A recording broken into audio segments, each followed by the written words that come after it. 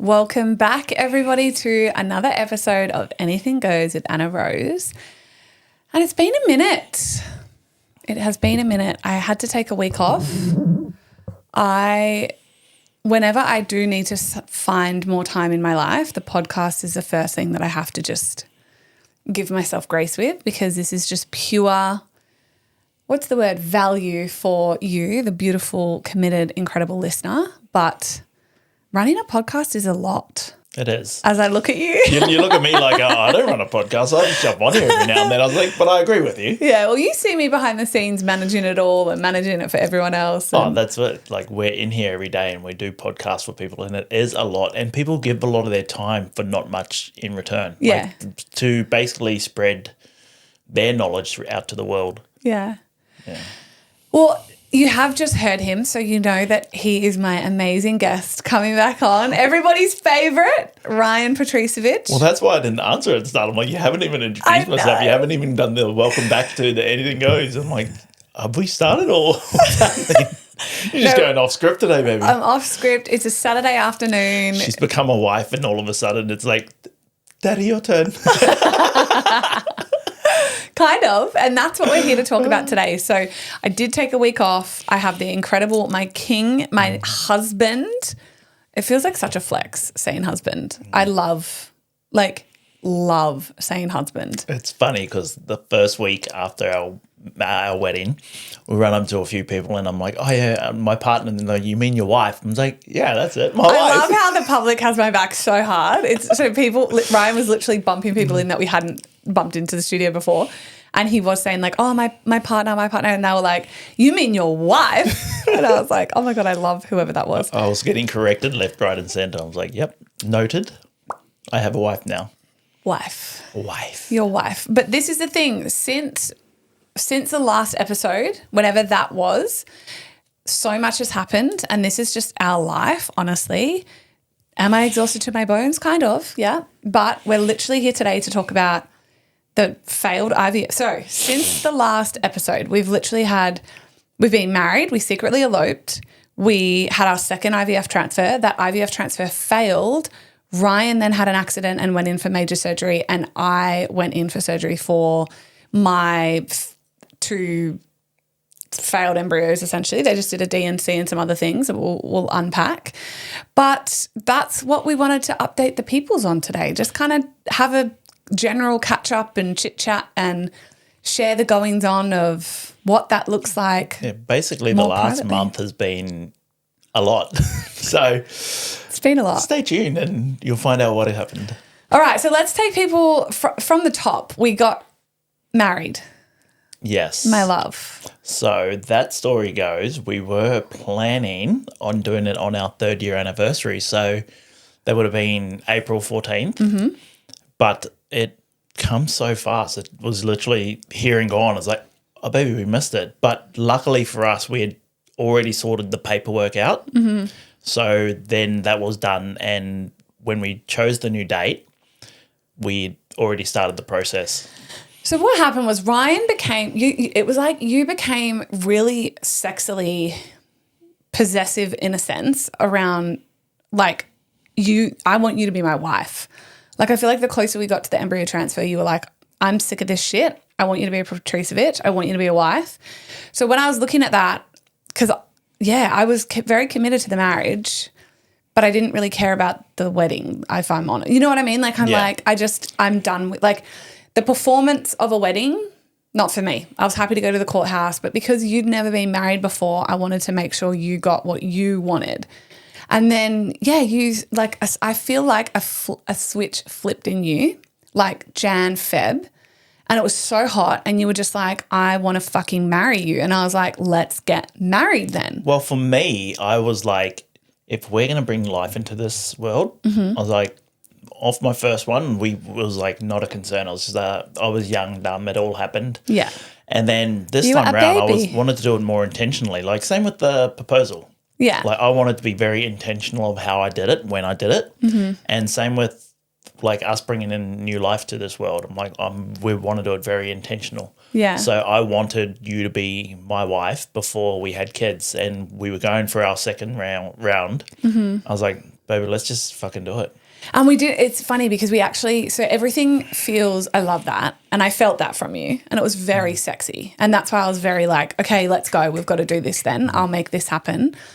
And so the plan was, you guys, we were going to secretly elope on, because then I was sort of saying to Ryan, I'm like, okay, you want to get married. So what's that going to look like? And then you were like, I really don't care. I just want to marry you. Yeah. So I loved it. I was like, okay, huzzah. We're not, obsessed with the wedding. We're obsessed with the marriage and the commitment of forever. Perfect. Same page. So then we were looking at our, 3rd year anniversary. But I will say I still wanted to look like really beautiful for you, and I wanted to have a dress. And you wanted to be a bride. I wanted to be a bride for Ryan. Like, he'd never had that experience. So as April the 14th was nearing closer, I didn't have a dress, and I wasn't prioritizing in the days to like go shop or look online. And so it got closer, and I said to you, I was like, I'm not going to be able to pull this off. Like, we can't, it just can't happen. Like, we could do the courthouse, and I have a cute white outfit I could pull from my enormous wardrobe, but I was like, I want to be a bride for you.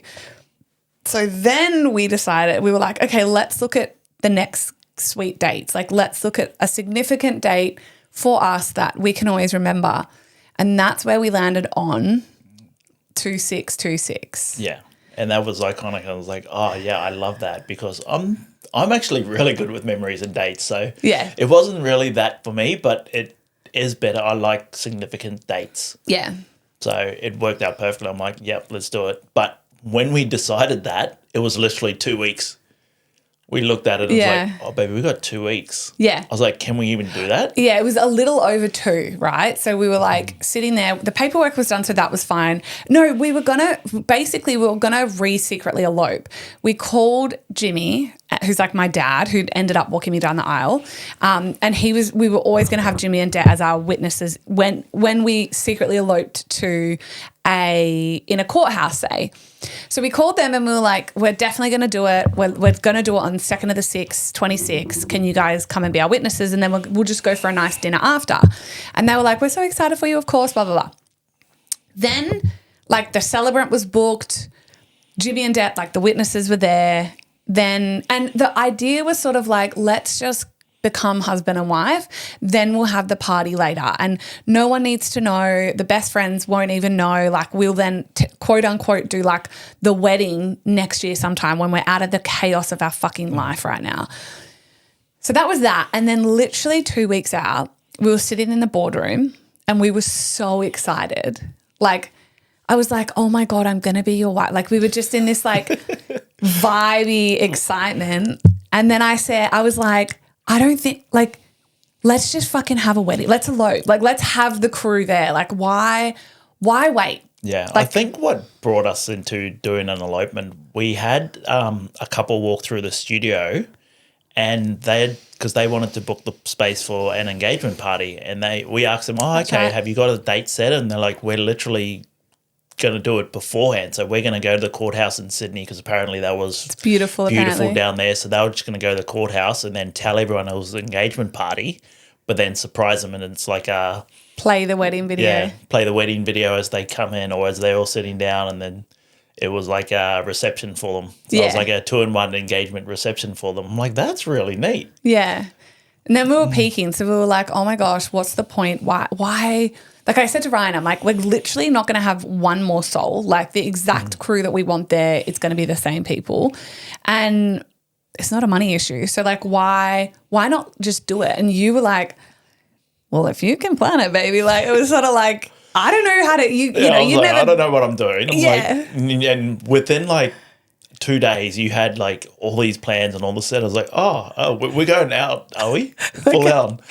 And she's like, no, it's still an elopement. I was like, okay. So I'm trying to look online, try to keep it like minimalist. And then next minute, this one's like, I've just ordered this and I've just ordered that. I'm like, cool, baby. I've just booked this. What are we doing? She went rogue on me. I've just ordered like fucking 5 cases of Earth. No, so it became literally within 2 weeks. So it went from an elopement, just us two, basically, to an elopement with 18 of our absolute inner circle. Basically, the circle we roll with at the moment. Yeah. We just kept it tight and neat. It's like these are the people that are in our lives right now. So these are the people that are going to come, and not a soul more. Like we didn't want anyone extra that wasn't going to suit the vibe of the wedding, because it was a sacred love. Like it was about us, not about anyone else. So we didn't want to just bring in, okay, this random. No, but even like not a random. Like we would never have a random at a wedding. Like that's. I'm calling our family correct. random. I was like, no, that's. Like we invited none of our siblings. We both have 4 siblings each. Yeah. And none of them got an invite, because we're just like, we don't need you guys there. We love you. We love you, but we love you from a distance. Well, for me, it was definitely like all my siblings definitely knew, your siblings knew, and my siblings, I won't speak for you or yours, but mine were so beautiful and so supportive, and they just get it. Like they all were texting like, we're so happy for you, sis. Like we love you so much. We're so like excited to see the photos, etc. But the idea was still elopement. It was a sacred tiny group, and once we started dealing with like all my family would have to fly in, plus partners. I was said to Ryan, I'm like, well, then we've got a wedding. Yeah, would have just blown that's out. 18 people. So just our siblings and their partners. There's that's an extra 18 20 people. Yeah. And that was the whole wedding group that came. So it wasn't even about randoms. We don't have randoms in our life. Like I don't know random people, but in terms of elopement and sacred and secret and just privacy, we literally had our most trusted, beloved besties, and it was the greatest day of my life. Like I have never, and your sons who ended up being the witnesses. Yeah, well, what I find funny, because I tell everyone, like, because we had it so nice, neat, and just the people we wanted there, we almost did a secret valid drop to see who signed the certificate, because like everyone there we could have asked anyone to sign. No, wasn't it going to be for the ring bearer initially? No, for witnesses. the Witnesses to sign the certificate. I'm like, because I threw it out to you. I'm like, I don't care who signs it. I'm like, everyone there they love us. So I wasn't opposed to just throwing 2 envelopes under 2 random seats, and whoever sat down on those seats, we were going to call up. And I was really keen, but then I was like, baby, you've got sons. Like, let's get your sons involved. And it was so special in the end for me, because to have Logs and Izzy do it. Like, look, do you know what I loved? How emotional they got. Yeah, because they are emotional, but not. They're big, strong. They're like, my boys are giants. Like one's 6'3", the other one's 6'5". Like they tower over me. And to everyone that sees me online, I'm not short. No, everyone. I know. I feel like I'm a very tall girly, and what's the one thing all followers say when we're out and about and they meet me? Whenever they meet you for the first time, they're like, wow, you're so much taller than I thought. Yeah. And then they look at me and it's like, oh, no, you're not short. I was like, no, I'm not fucking short. People think I'm really short. I'm 5'9". Yeah, but then when people see me, because they see me next to you and you're only just an inch or so under me. Shorter. And then you see my boys and they tower me. They're just like, oh, Ryan's a little short king. We love him. I was like, fuck you guys. Yeah. It's so funny. It's always been the number one thing. No, so it was beautiful. Your 2 giant boys. Honestly, I almost broke like character as bride and just went to give them a cuddle. Hey, I was like, the boys are really upset. like, because everyone was so emotional. I'm getting emotional now. Hold up. Cried. Let me just wipe my eyes. Ryan's had his surgery and he struggles. I got to move my shit. So. But no, it was so beautiful. So. Yeah, secret elopement, tick. It was honestly, it was the most sacred, special. Oh man, and just the energy of everyone as well. Like everyone loved that it was a secret. It was like we were up in the mountains. No one knew we were there. No one knew like that. That's what made it feel so much more special. Even down to like your hair lady. She's been doing your hair. Philippa's been doing your hair for years. Hair and makeup. Our wedding planner that we had, Jess. Like we met her through the studio through another event that she did here and become friends with her. Yeah. The photographers we ended up getting, same thing. We got them. They shot the stuff for our website for the Dream House. Literally, there was not a soul on site, including Dan, who owns the property. Yeah. Like we've known him now for 3 years and been there before. Not one soul that was there. Or obviously Kate, the celebrant, but she'd come up. She's a vibe. If you ever get married, you have to have Kate. But anyway, what I loved about Kate, though, sorry to interrupt you, is like we spoke to her on on the phone beforehand and got to meet her and that. And I was like, I really like this girl, like her intentions, her energy. But she said to us, my goal is people to remember you guys at the wedding, not me. Like I'm off to the side, but people go, that wedding was so beautiful. Not that celebrant was so good. Where she was phenomenal. Yeah. But she made the wedding about us. It was divine. Even right down to her. You're like fully tearing up. You're the best, baby. Ryan cried like a baby, and I can say it because I did also, but like that's very on brand for me. Yeah. But what set me off was I only had eyes for you. So I was just so focused on you. I came to you. You were crying.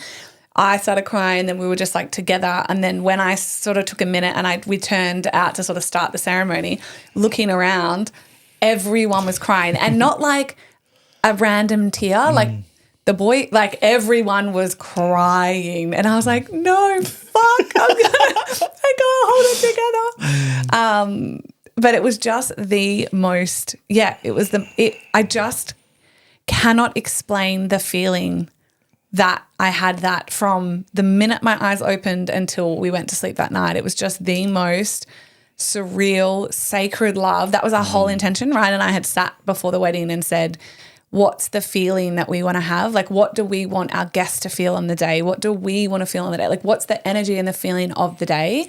And we said sacred love. Yeah. I had a question. Were you nervous on the day?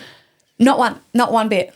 Man, my adrenaline kicked in when you got there. Yeah. So I felt like I was on drugs, and I was saying to the girls, like, fuck, did someone lace my verve? Like, someone dropped some powder in there? Is there something going on? Because I just was like, holy shit. And Philippa was like, this is your adrenaline. Like, because, she just was like, oh my gosh, your adrenaline's kicked in. And I'm like, whoa. But it wasn't nerves. It was just pure adrenaline, because I was obviously in the cabin and I could see you guys all get off the bus and see you for the first time, and I could just sense your energy and you were nervous.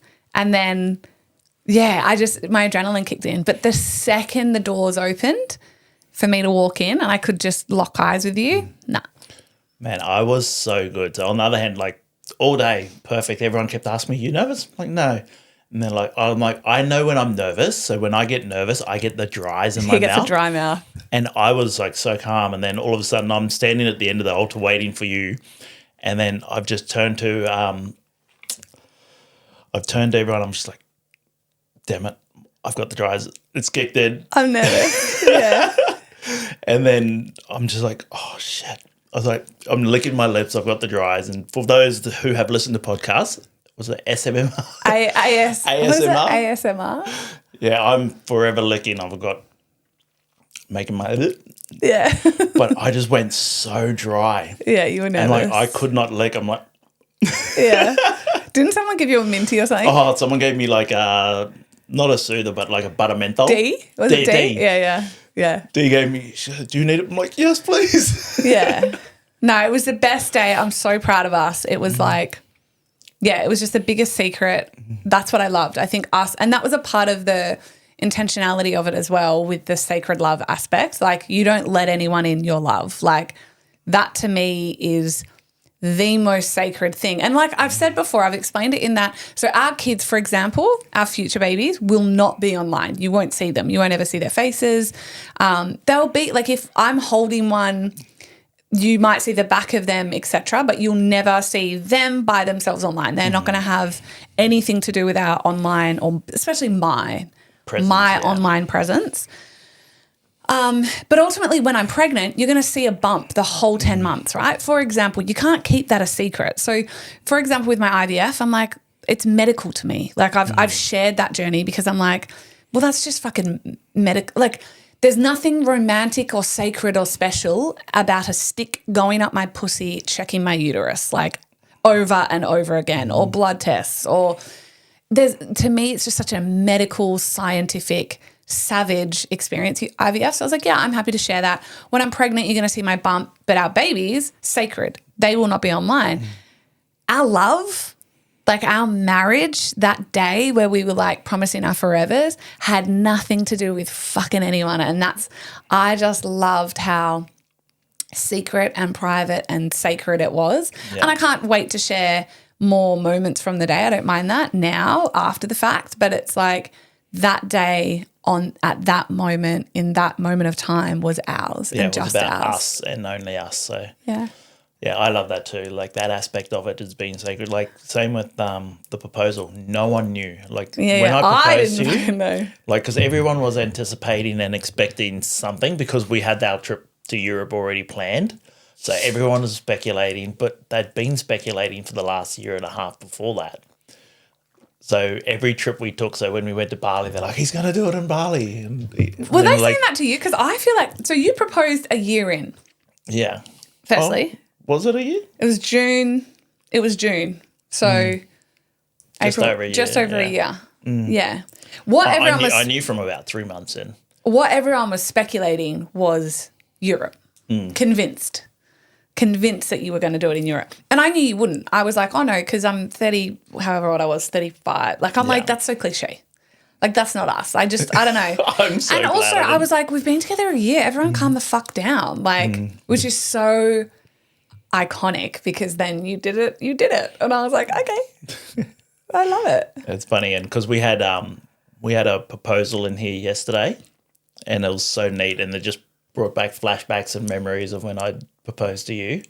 And I was just like, oh, it's such a fun time, and it's so exciting on the day because we were asking. Same with the guy yesterday, Dylan.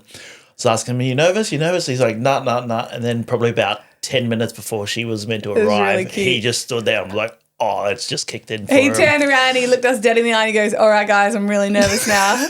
I was like, you've got this, Dylan. Oh, my God, it was so special. Okay, so that was the elopement. There's part of the story. We'll share more as we get all the videos and photos back. We do not have them yet, but I cannot wait.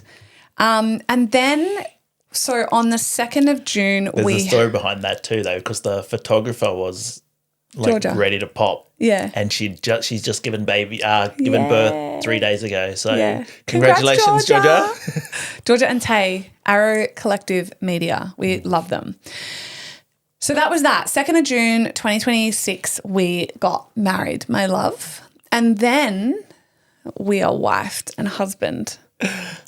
And then that was on a Tuesday. And then on the Friday, the 5th of June, we went in for our second transfer, our FET, frozen embryo transfer. Yeah. So we went in for our second FET.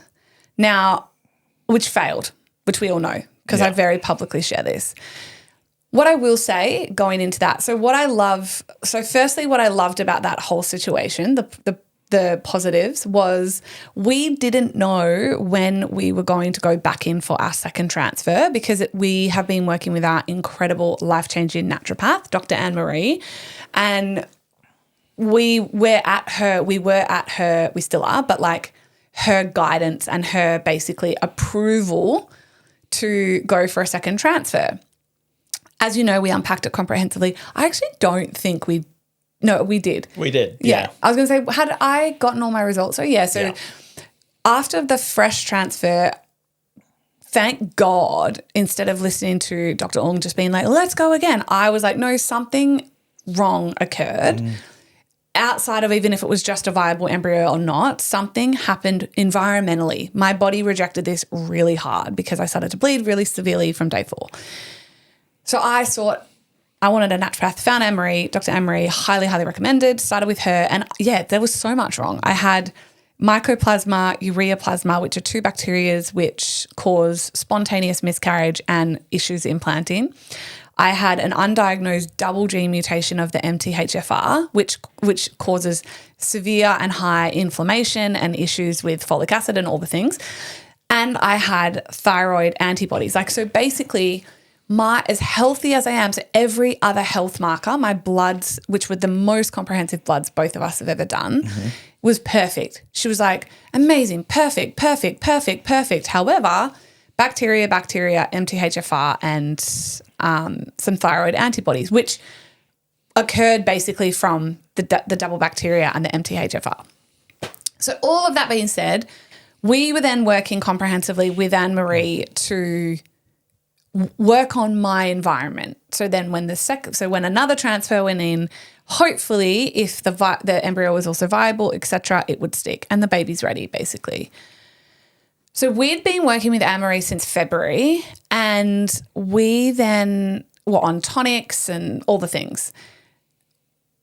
We'd chosen our date to get married. Yeah. And then Anne-Marie had sent us for, I think it was like 6 week, it was, wasn't it? Yeah, 6 week bloods and vaginal swab and a few other things to see where predominantly my environment had progressed to. I had done that whenever I had done that. I can't remember. And then like at the 6 week mark essentially, or 7, or maybe it was 8 weeks. I think it was 8 weeks. Anyway, we did that and it came back perfect. Like everything was balanced. Everything was perfect. Everything was amazing. So my then markup was just like perfect. 10 out of 10, 10 out of 10, 10. So we were like, amazing. So Anne-Marie was like, green light, you can go. Dr. Tina, my incredible doctor, my IVF doctor, is incredible. She loves, I've got this sort of duo team. So she was just sort of like, we're ready when you get the all clear from your naturopath. So I got the all clear, and then we were like, okay, amazing. Let's go for May, I think it was. So then I get my period in May. This is all to say we did not plan getting married and having a transfer the same week. Yeah. But we will never delay anymore. We don't delay transfers. So we'd picked our date. We get the all clear from Anne-Marie. These are two very separate things, two life-changing things. And I get my period then whenever I get my period in May. We're doing all the dates. I'm getting all my bloods every other day again. I'm getting my internal scan on day 10, on day 12, my trigger shot, blah, blah, blah, blah, blah. And on I think it was my day 12 scan, internal scan, Anne-Marie was like, Dr. Tina was like, green light, like your uterine lining is perfect, your hormones are ideal, let's go. And so I was like, amazing, okay, like we're getting married next week. What's the date on that transfer? And then we did the maths and worked it all out. So she's like, oh, yeah, it'll be about the 4th or 5th. So we'll just run all that. And we're like, oh, okay, cool. And we're like, that's kind of close. Yeah, we were like, shit. So then what ended up happening with the green light means go, the day that I got my period, et cetera, like how it all ended up working out was that we got married on the 2nd, the Tuesday, and then I had my second transfer on the 5th, on the Friday. And then it was just excitement. Like we literally had come back off the mountain and just got straight back into work and life and transfers and chaos. And I felt really good. It was just it was a black and white night and day experience from my very first. The first one was horrific. He's all heard that last time we spoke about it. But yeah, this one to that one, completely different. Like it felt good, like from go to finish. Yeah. Well, when I say finished to when we found out it didn't work. Even that though was just different. Like Tina's clinic reached out to me and was like, we're so sorry. Not just Monash, because Monash are the ones that call you with your results to say we're so sorry, your HCG is 0 or whatever. But then I was getting a call from Tina's clinic's girls straight away. Actually, I think they were first. Well, we missed Monash's call, and then Tina called, Tina's clinic called like 5 minutes later. We're like, oh, that's right. No, That's right. I was like, who called first? So, to then go back, so we had the transfer. And that was a completely different experience, and I really loved it. And something I do think I want to say, like as a woman, what I love now having a female personally, and maybe you have a male doctor that does this, and I think it's phenomenal if they do. But what I loved about Tina in that transfer, and I said this to Ryan straight away, was I loved how she just was explaining things before she did it. So she'd be like, because it's a very vulnerable, like, it's not that it's not nice, but like it's not nice. Like your legs are up in stirrups pretty much. Your whole inside, your fucking vagina's spread. You have things like a pap smear, right? They put that thing up you've spread. You've got a nurse in there, you've got the doctor in there, then you've got the scientist in there who's bringing your embryo in. They're all looking like it's just a really vulnerable, sterile, sensitive moment. Anyway, and Dr. Tina made it just feel so much calmer because she was explaining things. So she's like, she took her time. Yeah, she was gentle and she was like, and before she did anything, she was like, okay, here's what I'm going to do. All right, I'm just about to touch the outer lips. And I was like, okay. So then when that happened, it wasn't like I wasn't jarring like the first one. Shock. Like I wasn't like, oh God. I just remember not breathing for the first one. Like I was so tense and so emotional, and I just didn't I just felt like I didn't know what was going on down there, and you're just getting pulled and tugged and poked. And so, yeah, Dr. Tina just explaining everything. All right, now I'm just about to insert something. You're going to feel a little pinch. And then I felt the pinch.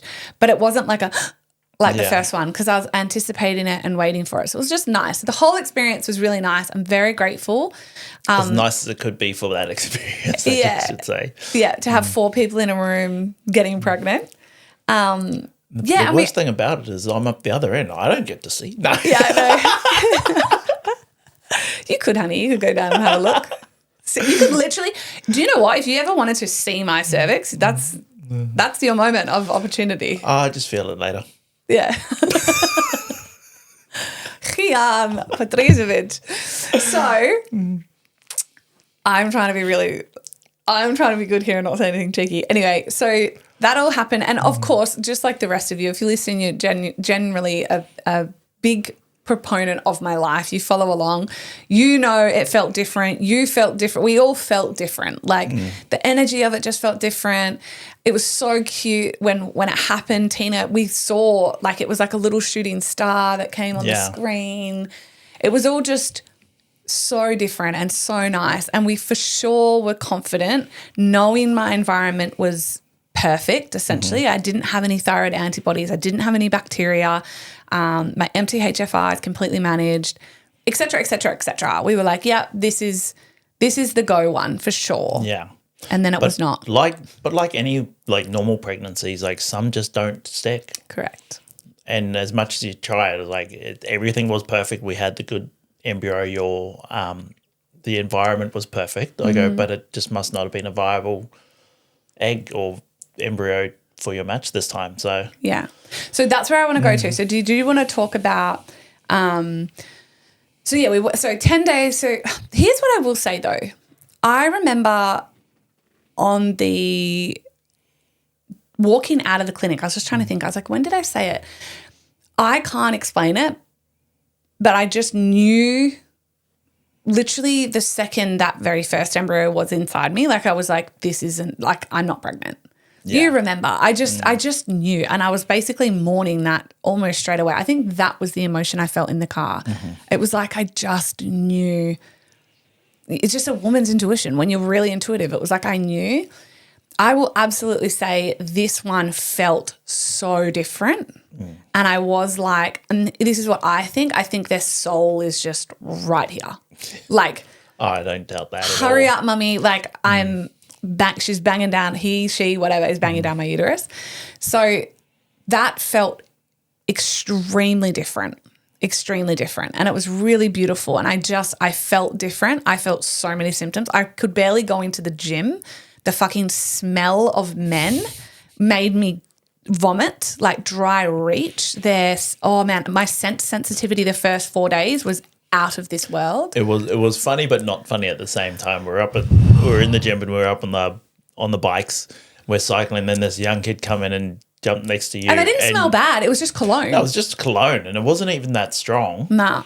But he hopped on the bike next to you, and you literally just gagged. You're like, and I was like, "You good, baby?" And you're like, "Nope," and you had to get up and leave. I had to run, and then past other men with cologne as I was dry reaching and made it outside to vomit. Like it was crazy. So I do fundamentally believe, knowing that it was a healthy embryo and we'll explain all this in a second. On the outside, essentially, visually, what you can see, it was great. That was our 1A, AA, the best embryo. But we haven't PGT tested, and we will not PGT test, and it is the hill that I die on. So, and this was always going to be the risk, and it's a risk that I'm happy with, and it's a risk that I wouldn't change. But yeah, what happened was, I will say, you'll remember this, we were in the car at the shops, day 4, of an afternoon, and I just said, something's changed. You were going inside to get some, I can't remember. And I was in the car and I said, I just feel too good. Yeah. Do you remember? And then I did a message to all the girls, like the besties on Close Friends, and I was in the car and I was like, I can't explain it, but it was like, I'm not calling it yet and I hope that I still am, but I just don't think I am. And that was like the afternoon of day 4, something maybe it was day 5. But yeah, definitely by the afternoon of day 4, I just felt, it's like all my symptoms all of a sudden disappear and I felt phenomenal again. My baseline is energetic. Like I genuinely feel well all the time. I'm tired, but like I'll get tired, but I can still operate at a really high level. And yeah, those first 4 days I was definitely feeling things. And then it's like a switch turns off in my body and I just knew. I was like, oh, I'm not anymore. It was like, no, the embryo tried to stick and then my body rejects it. And I will explain what the doctor and the naturopath think about that. And then, yeah, and then day 5, I was like, nah, I don't think I am. Like, I was like, I really fucking hope to God I am. Yeah, but we were still hopeful through the whole journey. Until Monash called. No, you got your period. Oh, yeah. We thought you were just spotting. But it wasn't like the first one. You were gushing. This one was a slight spotting and it was brown. And then we're like, oh, no, that's proper implantation spotting. And we got excited. And then like the day we were meant to go to bloods, you're like, I think I just got my period. And I was like, fuck no. Yeah. I was like, we're still got to go get our bloods and get it sorted. And then, and then bubble burst again and I got frustrated and it sucks when you're so intentional and wanting something. Yeah.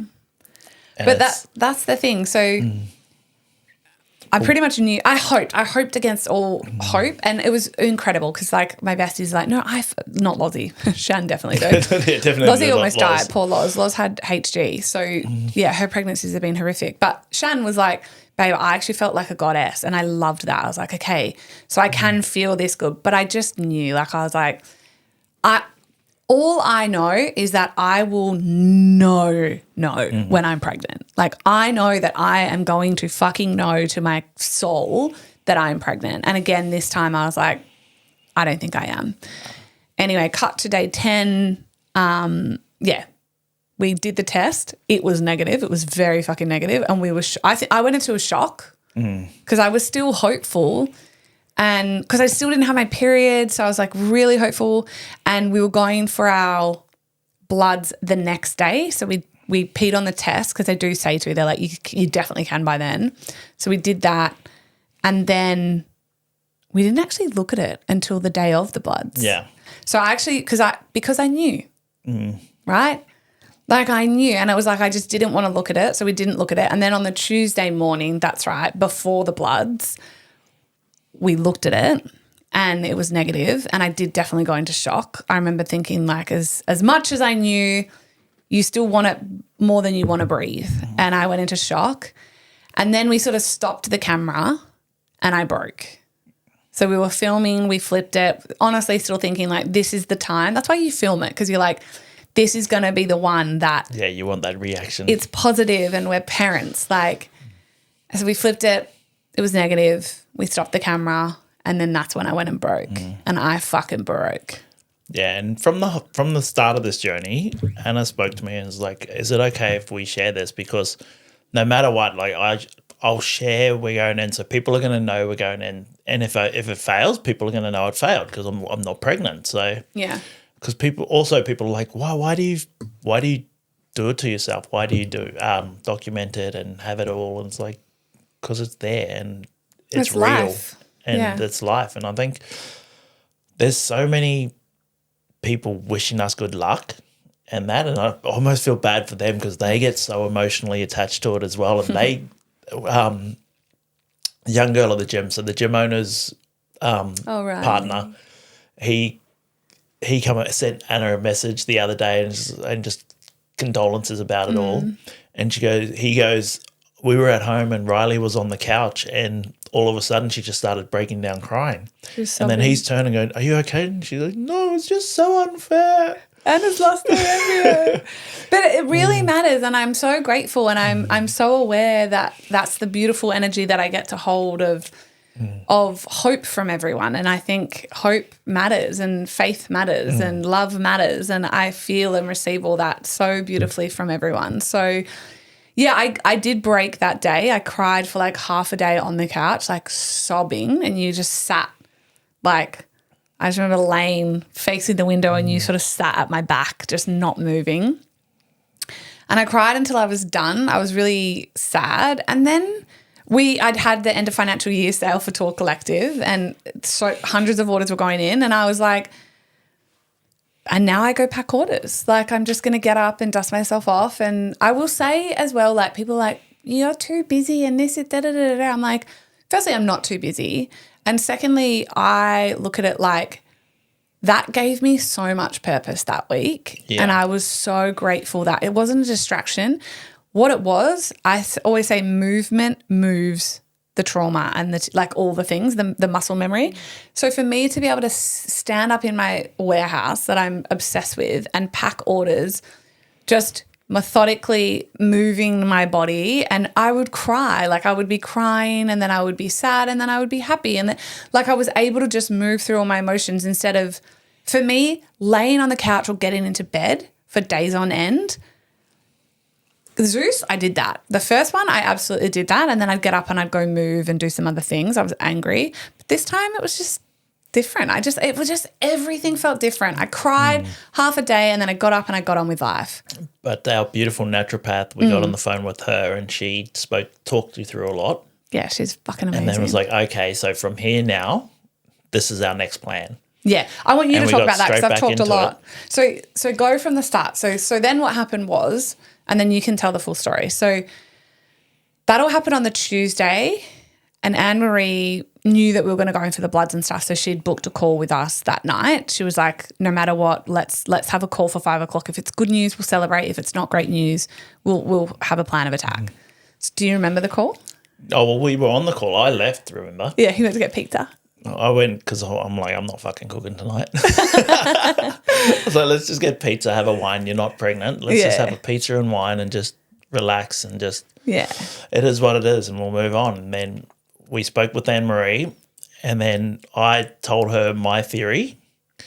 And then. What was your theory, baby? So my theory is, we had 3 embryos left. Oh yeah, yes, okay. So we had 3 embryos left and we were only planning on having 2 kids. Mm-hmm. So I had this complex. I'm like, baby, if the first 2 stick, like, I'm going to feel bad leaving one behind. I was like, what do we do? Do we go for a third?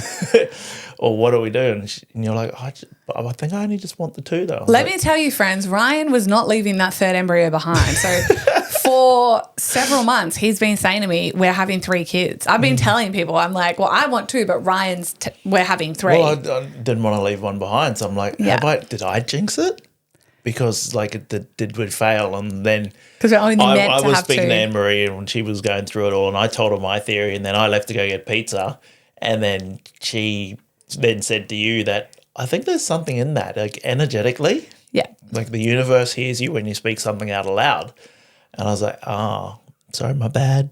Yeah. But I love kids. So I'm like, if we've got 3 there, let's fucking take 3. Ryan wanted 3 and I'm definitely set on 2. If I had 4 though, if I have put both in and both split, then we'll take what we get. I'll be grateful to God that I celebrate it all. Correct. So, but it was very sweet. So that was Ryan's theory. You were like, I think I've jinxed it. You were quite emotional about it. And I was like, well, whatever it is, it's perfect. And I'm surrendered to it and it's all meant to be. And I do trust in the universe and source and gods and the baby's contract and timing. But yeah, well, I will definitely say having Anne-Marie in my corner, having that call that afternoon. So I cried half the day. Then I went to work, packed orders. We got home. We had the call with Anne-Marie at about, I think it was like 5 o'clock. And I felt instantly better. I've been saying to everyone, I'm like, I definitely processed this loss so much faster and easier because of her confidence. Yeah, and so we got on a call. She was more than happy. She's like, you 2 are healthy, your embryos are good. Like, we've done all the work leading up to this. Like, we've cleared the bacteria, that we've made that environment perfect. Goes, when you're ready again, just go again. But then she also said, if you've got time, do our hysteroscopy? What we did, hysteroscopy. Hysteroscopy. So, and if that doesn't affect what you're doing, like Yeah. if you can do that and keep going, just go straight into it. And we're like, okay. So we felt really good about that. Then we went and saw Tina, and then we spoke to Tina about it, and she's so lovely. I love Tina. And then she's like, well, you've firstly, got she your said, period. firstly she said, here's what I love about Tina. So we went in and she talks first. That's my experience with her. She'll always say her little sort of, she'll relate to you because she's also been through IVF, which I loved. I didn't know that. So she related. She was like, look, I feel for you and da-da. And then she just listens to you and she trusts a woman's intuition. That's what I've gotten from her. And she said to me, what do you think it is this time? And she goes, I've got my opinion, but she's like, what do you think? And I said, I just think it was literally a case of non-viable embryo. And she had this big smile and she was like, boom, like bang, like, yes, that's exactly what I think. And I said, well, yeah, that's what my naturopath said as well. And then she said to us, she goes, although the embryo under the photos and in the photos look spectacular, like that one was a double A. Yeah. Like although it looks like that, when it gets into your body and your body processes it, sometimes your body will be like, no, I don't want that one. Well, because it's a not so. What happens in IVF, this is what I want to unpack, is you do your ICSI, if you're doing ICSI, which is what we did. So they take your egg and they take Ryan's sperm and they put it together. Those embryos, I had 12 eggs collected, 12 eggs, 10 were mature, 10 were fertilized, four made it to day 5, right? Those were graded highest, like the best you can get. There was A's, double A's and B's, like A, B. At that point, most women, and fair enough, and I understand why, send those embryos off for what's called PGT testing. And what they do with PGT testing, because what happens in a normal pregnancy when your partner's sperm meets your egg in the fallopian tube, you don't know that's happening.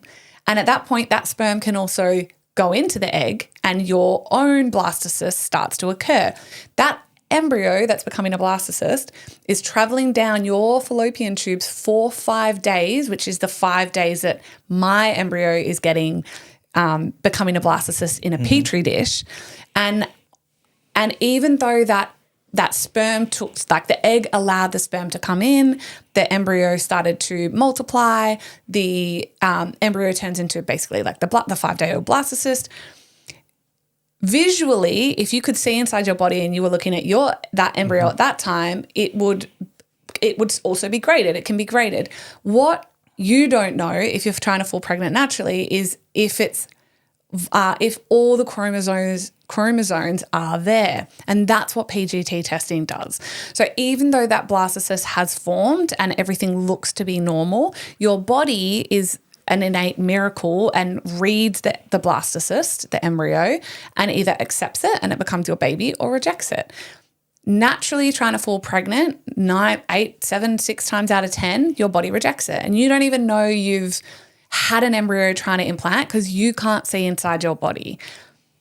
The gift and the curse with IVF is obviously we know a 5-day-old perfect embryo is getting inserted into us, and that's the hellish 2-week wait because like we know that embryo is inside of us and is a 5-day-old blastocyst or a 6-day-old blastocyst, whereas you got no idea because you can't see inside your body.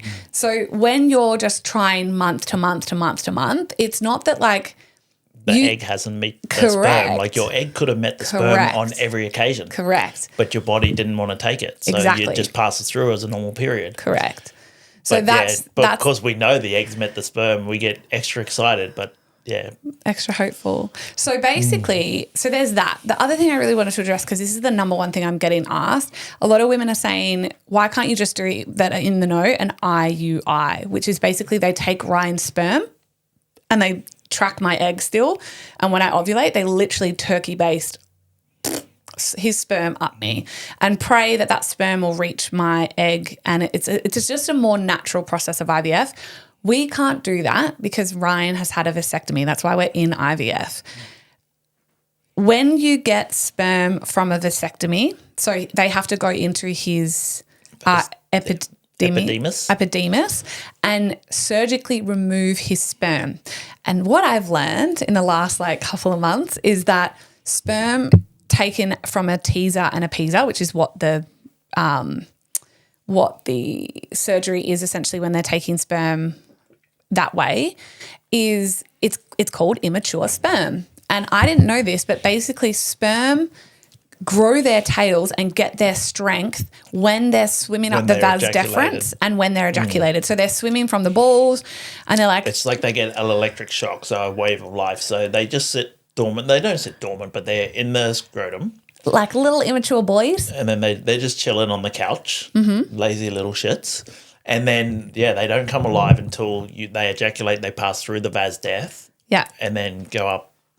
So sperm that has not swum up the vas deferens and matured, that's when they mature in that short little swim and they get their strength and their tails, like their tail strength essentially, to swim to meet the egg. You cannot use that sperm for an IUI. So our only option, just so you all know, in IVF, because I keep getting asked that, they're like, why can't you just do a turkey base? Why can't you do an IUI? Because Ryan's sperm has been taken from a surgical procedure called a teaser and appeaser, and the sperm isn't mature enough to swim to meet my egg naturally. It has to be done in a petri dish. And then what we found out, the statistics behind the teaser is... Yeah, this is crazy. Like they might get 12 eggs and 12 samples and inject it, but out of those 12, one might fertilise. Possibly. Like we had 10 that were fertilised, 10 that were mature, 7 of those were fertilised. Out of those 7, 4 were viable. Yeah. Anne-Marie said it's in her entire practice as a clinician, she's never, ever seen those results. Tina said the same thing. She was like, what did you guys do to get these results? Because they're not normal. And we fundamentally say nutrition, working with D. So that's sort of where we're at. So basically now being so equipped with knowledge, knowing more of the inside of my body, understanding where I was at environmentally, like everything was harmonious. My body was ready to receive that embryo. As soon as it happened, it was just like a knowing, like I was like, okay, that embryo, just wasn't viable. If we had tested it, because out of our 4 embryos, if we sent them for PGT testing, statistically, probably 2 would have been viable. They're about the rough statistics. That's what Tina and Anne-Marie have said. And that's not saying that the next 2 will be for us. None could have been viable, right?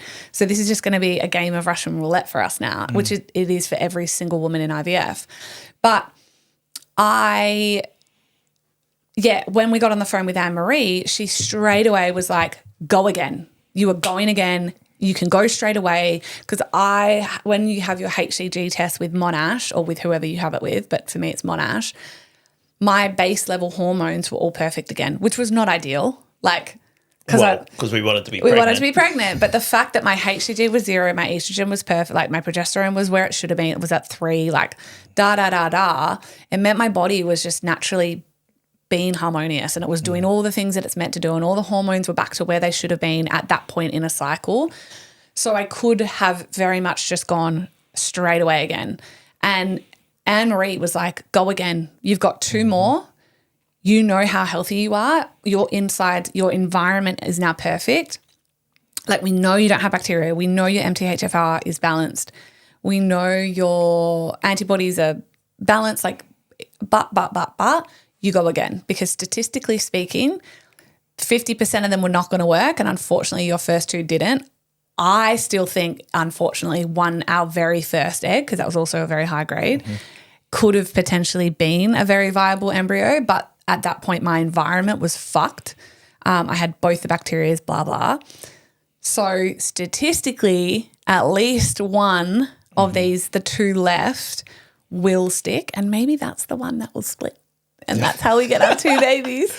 But we're excited either way, and we're looking forward to going again. We haven't yet. We haven't set a day. We haven't got the next one go ahead, because you decided to go do your procedure with Tina.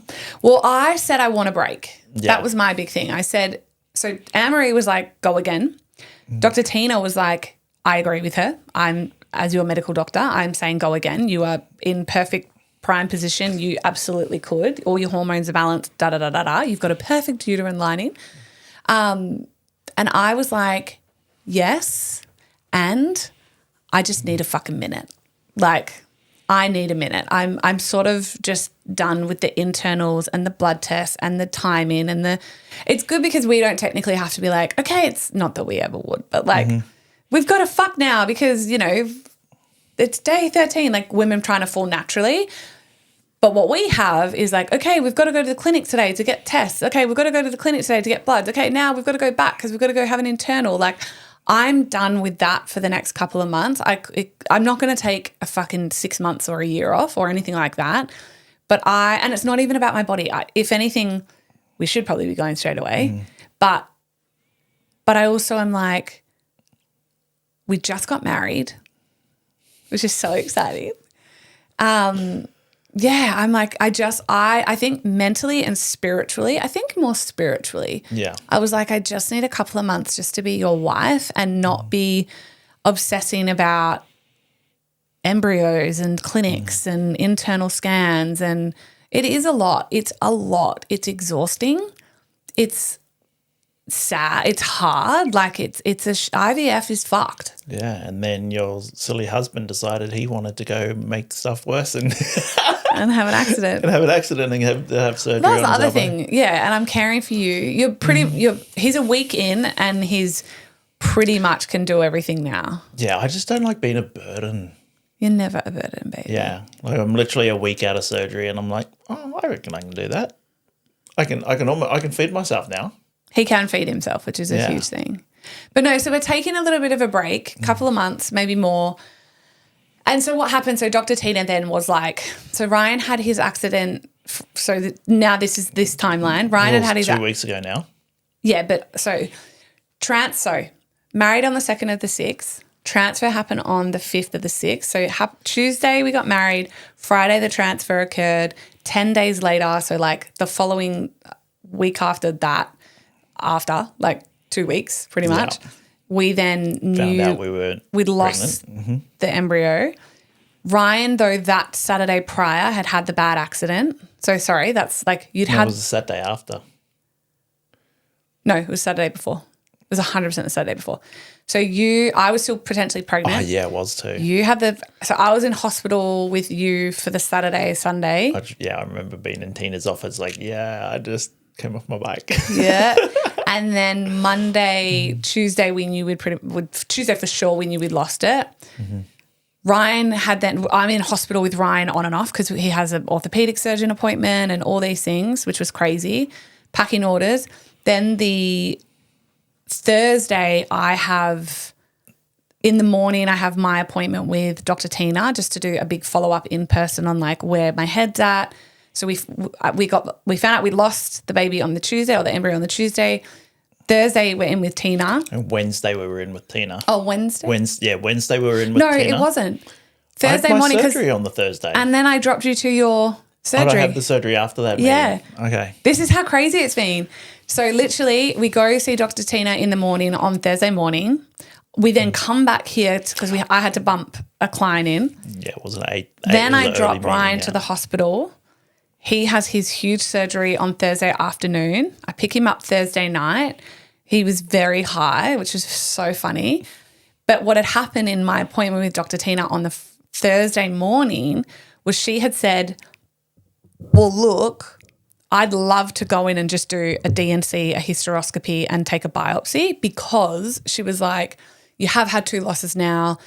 It can help to just do like clean up on womb IL-12. Let's get you in tomorrow morning. Can you do tomorrow? And I was like, sure. Fuck. So then Thursday I drop Ryan off. I get picked up. So I pick him up at like 6:30 from the hospital, get you home, set you all up, I think I got to bed at like 11 o'clock. And then I was get back at the hospital the following morning at 8 a.m. to have my surgery. So I had my DNC. She couldn't just let me have surgery on my own. She had to come in and join me. I know.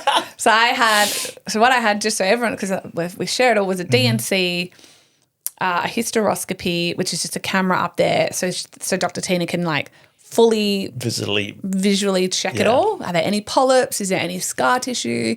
And then the DNC, so the cleanup, and then she also took a biopsy to just test for NK killer cells, which usually happens like if people have had several failures. But I was like, well, just check. Who knows? It could be a non-viable embryo. It could also be that, you don't know. So you're going in there. Let's do it anyway.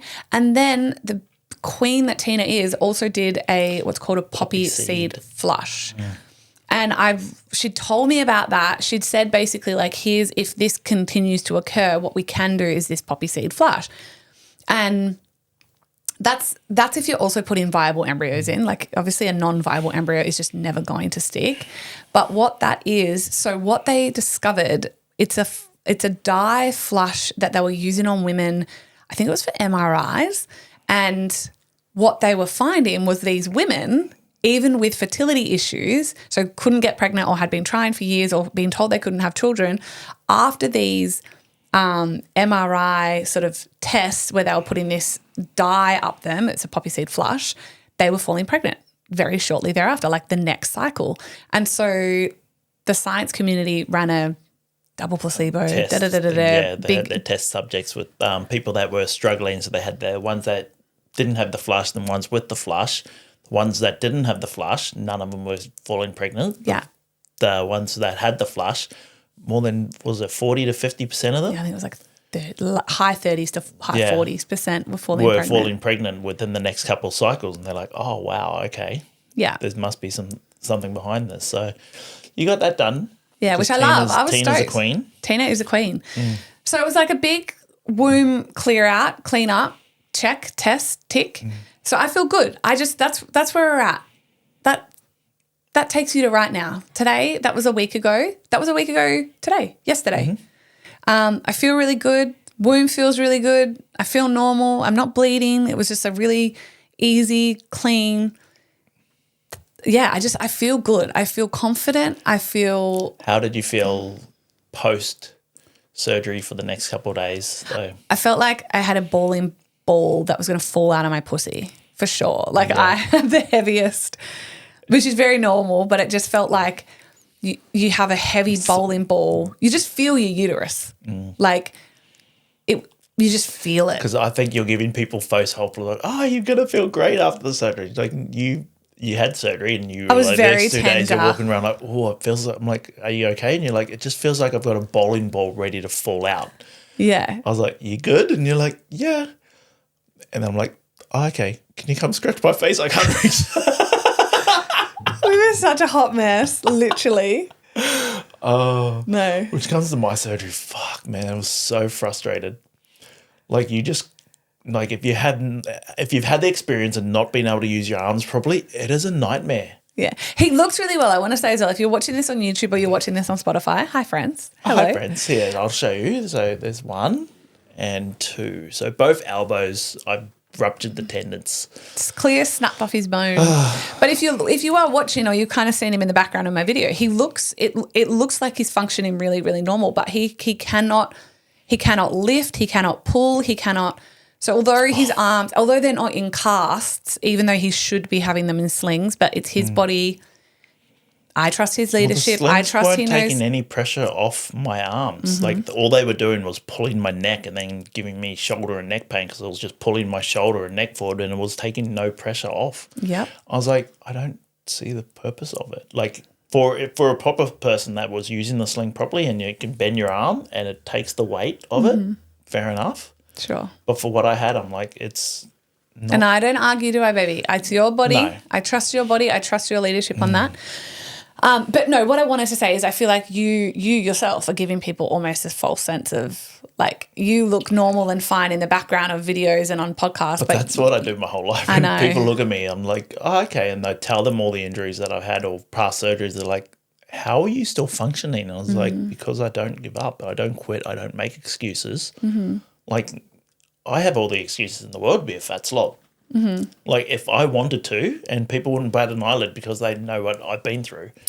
You wouldn't be married to a queen though, that's for sure. Fuck no, I wouldn't be.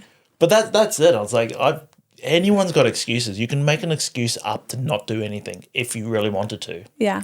or you could man the fuck up and get it done. And it's like, I'm not dying. I'm not keeling. Yeah, and you're being safe. Like you're not lifting. I'm not doing anything stupid. Yeah, you're certainly not pulling. Like I know it's been hard for you because shopping bags in the car. It is so hard to like be that guy that has to stand there and watch you lift shit. Because normally, like when we go to the shops, we'll get a couple cases of water, and then to stock the studio and a couple cases of Cokes or whatever, and I can't lift it. Yeah. And I've got to stand there, and then yeah. I'm like, I look like one of those useless dudes that just let you do shit, and I'm just standing there. I'm like, it eats me inside, like Killing not being able ego. to do shit. I'm like, this sucks. I think it's a growth period for you. But even opening the door, like I would normally open a door for you, but like just the pulling of the handle, I was like, I go to pull it, I was like, yeah, I'm opening doors, I'm shutting doors.